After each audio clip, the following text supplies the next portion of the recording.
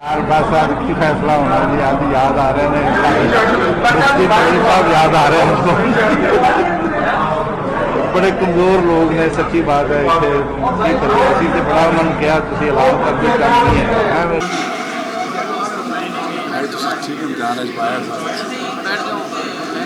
गवाहियां जड़ियां ना पंजाब दित्तियां कोई उन्होंने हकीकत नहीं, लेकिन वो जड़ा ना दौरा पिया किश्ती का वहदत का, तो वो वजह से देखो 11,000 से 11.5 11:30 बस। हालांकि बड़ा क्लीयर सीगा भी नहीं है, सारे पिटन है, लेकिन हल्ला ही नहीं वो बस वो इस गल से अड़िया नहीं जी नहीं गवाहियां अपनियां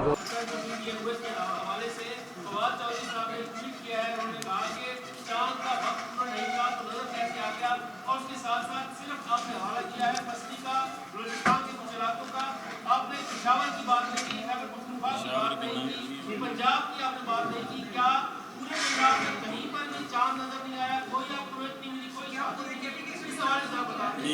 सुने देखें, फवाद चौधरी साहब हमारे मोहतरम हैं और हम ये समझते हैं कि हमेशा हमने उनसे टेक्निकल सपोर्ट ली है। अगर आप उनके बयान को देखें तो उन्होंने ये कहा कि मरकज़ी रोयत हिलाल कमेटी पाकिस्तान इसका फ़ैसला करेगी, और मरकज़ी रोयत हिलाल कमेटी पाकिस्तान फ़ैसला किस पर करेगी? वो शरई असूलों के मुताबिक करेगी और शहादतों की बुनियाद पर करेगी। दूसरी बात आपकी ज़रा तवज्जो फरमाएं, वो ये है कि पंजाब में जो जोनल कमेटी बैठती है लाहौर में, वहाँ पर बारिश थी और वहाँ पर चाँद नज़र नहीं आया, उन इलाकों में भी नहीं आया।